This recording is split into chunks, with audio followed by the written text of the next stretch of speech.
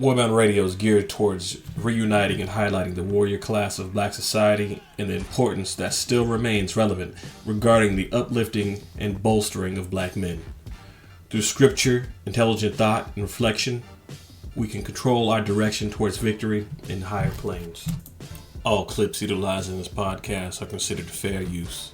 Black men have increased their participation rates by 52% over 2018. And I do not believe it's because of a deep well of enthusiasm for my opponent. We know that black voters are often discounted. And unfortunately, this year, black men have been a very targeted population for misinformation. Not misinformation about what they want, but about why they want what they deserve. And my campaign has been the only one that has very intentionally, thoughtfully, and consistently reached out. That has been misconstrued as concern, when it indeed is just respect. I know I'm not entitled to a single vote. I've got to work for it. In a state like Georgia, you have to meet people where they are for real. And what I mean is, I'm from Atlanta, and 15 minutes outside Atlanta is Georgia. Georgia's 35% black, 35% African American, which means the rest of the people not black. But they are poor, working, and middle class. And if you're going to appeal to those people, you can appeal through, we don't want hospitals shutting down, absolutely. We want teachers to get raises, absolutely. But the Democratic Party in the last 2 weeks, they've done vote versus vucking, and it had two incredible entertainers with Saucy Santana and Trina, but that ain't gonna get black folks out to the polls. And in fact, it feels condescending, it feels mocking, and it feels like slave cartoons. Yeah, I mean, that's not to diss those artists, that's to say in the way that it's presented, the way that people take it, it doesn't feel right. Whatever white person you got running your black outreach, fire them. And hire Tesla and Figaro. And Brian Kemp is running an effective campaign, because this week, what Mr. Kemp did was, he went to an all-black boys' school that's ran by a conservative black man down in Albany, Georgia, young black man. But this guy got a charter school with all black boys. So guess who the picture goes up with him yesterday? He has Governor Kemp with the boys yesterday. That picture goes up. Shelley Winters, who's an incredible black man, does a lot in Atlanta, happens to be a conservative, has a great radio show. He's a great radio show host, but he goes in the public and out the streets every day. He got a bunch of conservative black men together. Kemp went with them. Then he went over to a Democratic enclave with Ryan Cameron, one of the most popular radio hosts ever out of Georgia, staunch Democrat, and then pressed the Democrats in that room. I would advise, if I was in Ms. Kemp's camp, you need to go everywhere he just went. Ms. Abrams. And Ms. Abrams, you need to go everywhere Brian Kemp just went, because what Brian Kemp did was have an effective week with black people. Wow. And I would love to see her do that, but if she doesn't, that ain't our fault. We are made as much by our enemies as by your own ambitions. To look but not see, to listen but not hear, this is the beginning of your doom. Black men, the bane of civilized society. Black men, the most worthless of all the male species. Black men, the bullet bags of society. Male placeholders for prisons. Or at least this is what the media would have you believe. If you control the men of one's race, of one society, then you control that society itself. We need to look past the common everyday things that we may see on the news or social media, television, whatever, even on other podcasts. First and foremost, black men, we are the first and the last line of defense whenever it comes to black society. Black men, we are the covert ops of the culture. Black men, we are the most necessary people of our black legacy. And black men, we are the last bastion of black male masculinity. Our image is torn, tattered, and tainted by society, but yet we still stand as a beautiful piece of art representing defiance and triumph over everything that has tried to take us out. We already know that when it comes to certain viewpoints and stereotypes that are presented to other races and broken back down upon the view, or back into the petri dish, if you will, of what is called black society, we are not represented in our best light, nor are we uplifted to our full potential that we should and could be. We are not expected to work together, create foundations for our legacy. Alternately, we are expected to tear each other down, continue to take pot shots at our own masculinity amongst our own brothers, and deal with accepting dead last as a win. If anything, this election period this year, which is 2022, speaking of which, today's date is November the 9th, which is immediately after the basically the voting session for Georgia and many other states has gone through. But nonetheless, especially in the case of Georgia, this election cycle has showed us how taken for granted that black men are. As you heard in the first clip, Stacey Abrams, who was running against Governor Kemp, literally breaks down in articulate detail how that we as black men have been lied to and given false information. But yet, whenever you look at the past, especially with the most recent, with the most recent conversation that Ice Cube tried to have with Governor Biden, as well as not Governor Biden, I'm sorry, President Biden and former President Trump, he was torn down on Fox Soul. If anything, there's a black man that was going forward, trying to lead black society towards a betterment and achieve something that was never given to us, especially since, let's just go back to the Emancipation Proclamation. And even then, all slaves are not freed. That's a whole nother story in itself. I mean, you don't even want to hear my opinions on Juneteenth right now, but we'll get to that probably in another session. But nonetheless, as you can see, we're still being taken for granted, even though we are called the cornerstone. But yet, whenever a warning is not heeded, but it is given freely in hopes that it will be taken and utilized properly, in the form of Killer Mike trying to explain to Governor Abrams why she needs to reach out to the black male vote in order to actually achieve her goal for once. It goes unheeded, and if anything, he's turned away, demonized, turned into somebody who is against black society because he is not speaking as a Democrat, or he's not just shutting the fuck up and doing what he's supposed to do and voting Democrat simply because of the fact that he's black. Those days are over. Just because somebody wants to vote their opinion and leave the poll knowing that they are voting on something that they're sure of does not mean that we as a society, we as a people should go and demonize them. I've actually had I've seen comments on some of the manosphere content that I follow that are actually trying to shame men for voting what it actually goes into their best interest. And if anything, they're mainly coming from other black men. I remember leaving a quote a long time ago on a social media source that I followed a couple of years now. And the video was basically about how Governor Kemp was hearing the black manosphere. My quote basically stated, "I'd say she lost the air in her sails when she brought up abortion in front of a group of men who, with a good chance, were legacy-minded thinking brothers. I could be wrong. It's still not a good look for two black men who care about the growth of black society." That was a quote whenever it was brought up that Governor Kemp went, as Killer Mike stated, to an all-black boys' school and actually went to conservative black men's groups and spoke with them and had conversations, even went on the front lines to face off against other black male Democrats and actually trying to come to a consensus to listen and figure out what the struggles and shortcomings were as far as what black men in society had to deal with. Now, later on, this person came up and said, "I don't get the abortion argument. I'm pro-life for myself, but I'm like, if you want children, have children. What do legacy-minded men have to fear?" Completely missing the point. I literally broke it down to him. There's nothing to fear on the legacy-minded side, just not a good advertisement to sway people to your side. That's like telling a trucker they won't be needed in the future if you vote for me. Or a football league that robots will replace all of them if you vote for me. And so on and so forth. Basically, men who care about leaving a legacy and namesake behind gain no benefit from supporting abortion. He follows up with, "That logic didn't follow. Laws are about precedent. Abortion was on decline the last 20 years anyway.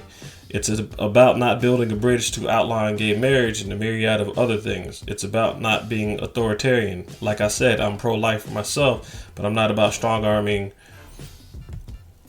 women into having children they don't want.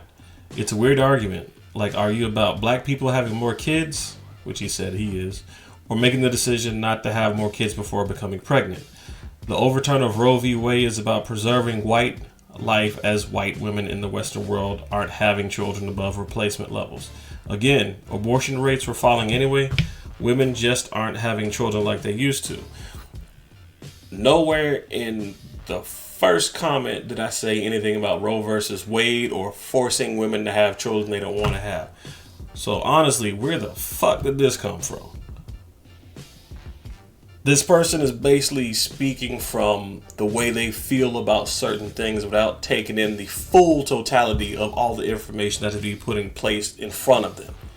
Their main concern is coming from a skewed perspective from the opposite side. And seeing as how this is a man basically stating that there are issues in society whenever it comes to women in this overturning of Roe versus Wade, which I'm not saying was done right.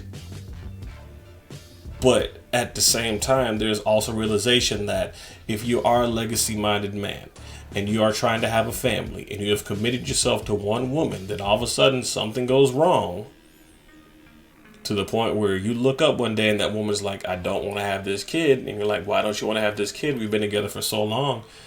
And then she says, I've already had an abortion. Where was your decision in that? Especially seeing as how both of you had committed to each other. That's just one perspective as far as I look at it. Whenever it comes to Roe versus Wade, in all honesty, if a woman has been violated herself, if she has gone through something that ends up with her being pregnant and she does not want the pregnancy, I can understand that because she was forced against her own will. Just like if there's a chance that the baby is going to come out deformed, defective, potentially kill the mother, so on and so forth. Anything that could potentially lead up to death, then yes, I can completely understand an abortion. But my perspective, and again, this is my perspective, women utilizing abortions as birth control, that's where they're coming from, and that's where it starts to be too much for me because there are so many multiple different ways to prevent a pregnancy in the first place. Number one being abstaining. Number two, marrying before you carry. Number three, this is option C, utilizing a condom, whatever.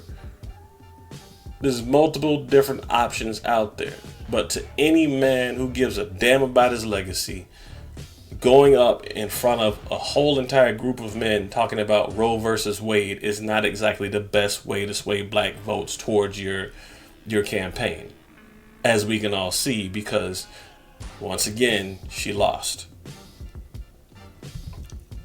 But I'll follow up with what I said to this person. No one is strong-arming or saying anything about forcing women to have children. Take yourself out of the picture and look at it from this angle. The basic purpose of any man who wants a family is to leave a legacy or someone to carry on the future for a better world. Whatever positive blurb you choose. And it continues with, you're already told you are not important and don't matter in the long run of things. Take that into account as you are being told that the very thing that is guaranteed to kill your legacy is a main problem. That a person who makes major decisions is pushing to try and convince you to vote for them. Literally fighting for a person to terminate your seed simply because it was a mistake, even though you are willing and able to take care of them and the child. The argument does not sway people who care about making a family. Stats aside, statistics aside, she did not read her audience correctly. This is exactly what I said about Stacey Abrams. And it continues with a response. I don't know who is telling black men that they don't matter. Anyone that wants kids can have kids. You know what I mean.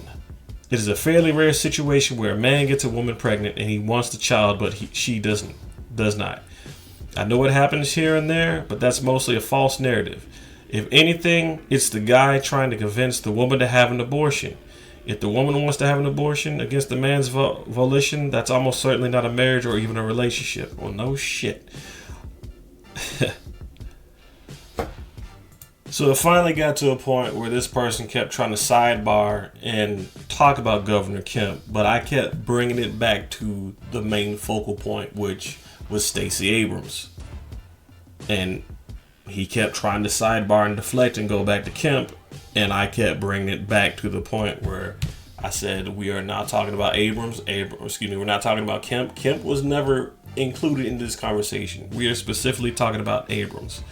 So ultimately, it got to the point where I had to break it down to him, and I said, putting a lot of faith in a politician is about the same thing as thinking your favorite stripper loves you. They all are the opposition. One party is not the solution for black people, even when the parties share our same image. So why should we vote for Abrams? I said, one paragraph. Why should we vote for Abrams? And this is what I got back. Voting rights is her specialty, so that alone in a national sense is important. I don't live in Georgia, so that just basically kills your entire argument. So some of the local initiatives only figure into the national discussion in terms of keeping Georgia blue strategically. That means not a damn thing to me. She's a skilled international politician as she sits on some foreign relations committee. Sorry, I'm heading to the gym, so this is off the top of my head. Aside from that, she's a Democrat. You know she's not going to be a flat-out corporate shill. She also won't be beholden to the religious right. He didn't say shit. Didn't say a damn thing. All I read was a bunch of babble about nothing. So at that point, the only thing I could really do was just leave this person and leave this conversation in general by saying, may you live forever, which is a quote from 300.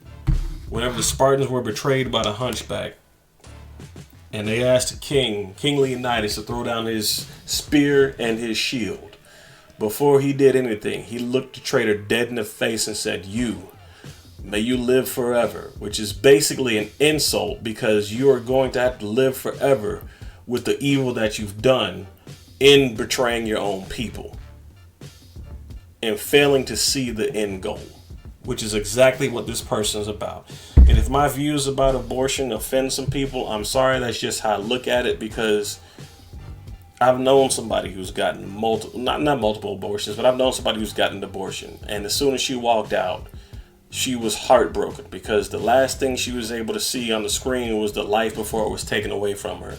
And this was her first and only time going there. And then she told me about all the other women that were there. The ones that had had multiple abortions before and went in there like it was nothing. The ones that were actually trying to hide the fact that they had cheated on their men who were in the military across the seas. And they ended up getting pregnant with the person that they cheated with. So they had to hide the evidence. Not saying that there's a chance that the dudes overseas may have been angels, might not have been angels, whatever, but just the simple fact that whenever a woman cheats and she gets pregnant, she cannot hide that. The only way she can hide it is by getting rid of it, which means that as far as relationship building, the man who may have went overseas to try and protect his family and stand up for the nation, so on and so forth, and then come back to his beloved family that he went overseas to fight for and make sure that the evil that was being done overseas doesn't come to America. When he comes back home and he has to deal with the fact that his wife has cheated on him with somebody else and ended up pregnant, or cheated on him with somebody else and hid the fact that she was pregnant, either way it's a lose-lose situation, and he's got to help. She actually has to hold that L. She might be holding the uppercase L, but at the end of the day, he's going to be holding the lowercase L, because if you don't know about that shit, then coast is clear, right? So it just justifies having another abortion. But that's just my viewpoint on it. Accountability is the best way to make sure that that doesn't happen. But that's a whole nother story in itself later on. End of the day,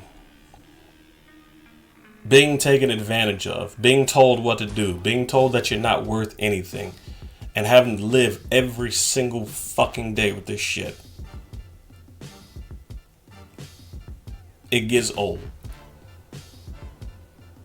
And yeah, we got a couple of those family members that are like, yeah, don't worry about it. Just don't listen to people. Worry about yourself. Okay, cool. Yes, you can worry about yourself. But it is going to be there regardless. We are made as much by our enemies as by our own ambitions. We are the end result of those people who do not see the worth in us. At the end of the day, it is up to us as brothers to come together to build each other up and to grow, create foundations, create legacies. But we cannot do that as long as we accept this bullshit that is called the quote-unquote culture. Because if this is our current culture that we're supposed to push into the next generation, a culture where, to use entertainment, which is what we fall into the category of, unfortunately, because there's so many other talented black people out there that are more than just entertainers. But since everybody can relate to entertainment, let's go ahead and go with this. If our goal is to push the culture into the next generation, we're already doomed, because we have allowed our enemies to control our own ambitions. When I say entertainment, let's go ahead and narrow it down to the quote-unquote hip-hop world, which has been corrupted and changed because hip-hop isn't the same anymore. Hip-hop used to be about 4 elements, storytelling, so on and so forth, whatever you want to call it. Go back to the KRS times. It used to be about something. There was a message behind every single bar, every single lyric, every single song, from the Wu-Tang Clan to Black Star to Talib Kweli, High Tech, Mos Def, Guru, so on and so forth. There was a message that was basically getting people to realize and wake up to the atrocities that is happening to black society.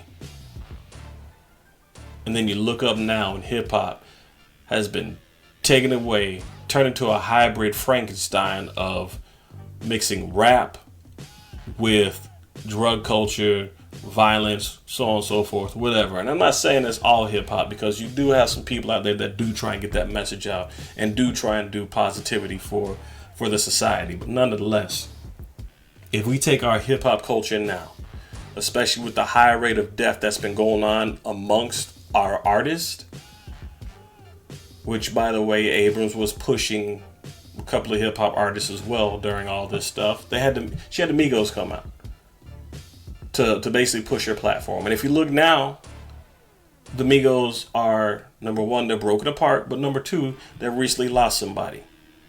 They lost Takeoff. Still trying to figure out exactly what the story is about, but so far the story is about a dice game that happened outside of a bowling alley somewhere in Texas. I think it was Houston. I can't remember right off the top of my head. But nonetheless, a dice game happened, supposedly, outside of a bowling alley, which was happening in the after party, which ended up in an altercation that ended up in a discharging of a firearm. And some of the rounds ended up hitting Takeoff, and they killed him. First and foremost, you are, for lack of a better description, in a different damn tax bracket. Why the hell are you still doing the same gangster shit that you used to do a long time ago, whenever you didn't have anything? Because at the end of the day, we have to work to get to where we have to be at in order to do better. When we don't have anything, we have a lot more leeway and a lot less to lose. But the more we gain in our life, the more we have to value it, and we have to realize that we've worked so hard to get to the point where we should not be putting it up on the chopping block to be lost. Why are you gambling with your life? Because at the end of the day, if you have done so much to create success in your life to the point where you think that everything is a game and nothing that you've done is important, and you can do it again over and over and over again, because you're always going to have that skill, why even put yourself at risk like that? We have got to realize that we are worth the effort to protect. your life is worth the effort. We have one of the highest suicide rates amongst all men.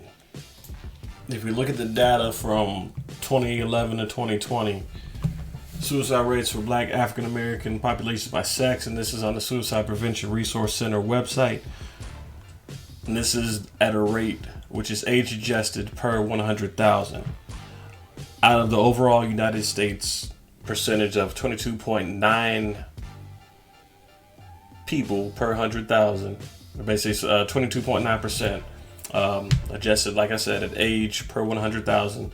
This is the nation, by the way. The nation's rate is 22.9 versus the Black or African American rate, which is 11.7. That is a good half of that rate. That's for men, Black African American men, Black or African American men, excuse me. Then we'll go to the female rate. And again, this is for 2011 to 2020. It is 6.2 for the overall U.S. Rate. And when it comes to Black or African American women, it is at a 2.6 rate. Now, this is based on, again, 2011 to 2020. These numbers have increased drastically. So it's already bad enough that we've got that looming over our head. If anything, this is where the gauntlet gets thrown down. We, as men, should at least on a daily basis commune with other men in our circle, outside our circle, whatever, and let that other person know you are important. You continue to fight. Don't say that bullshit about grabbing your bootstraps and pulling yourself up, because damn it, we ain't got no bootstraps. We never had bootstraps. Every time we started trying to cobble the shoe together, I mean, it was torn apart. We lucky if we still on our bare feet, if it's not just skin and bones at this point. But nonetheless, we got to build it. We got to put it together. Got to get it out the mud, basically. So you go look to another Black man and you tell him, keep fighting, keep going. You are not alone in this. You are worth something no matter what bullshit anybody else tells you. We all need to unify in brotherhood. If you need to go out and find a group where you can do that, go find that group. If you need to go get a group of friends together and go out and just hang out and chill, go do that. Do not take that route and add more to that number. Do not let somebody else's ambitions that are built upon a foundation of negativity become your enemy. If anything, you should be the enemy of those ambitions, especially if they seek to utilize you and use you in a negative form. You are in control of you as a person and you as your purpose. Do not let anyone change that. Your ambitions make you as much as your enemies do. But what do your allies make you? Find those people, build with them, and let's make this better.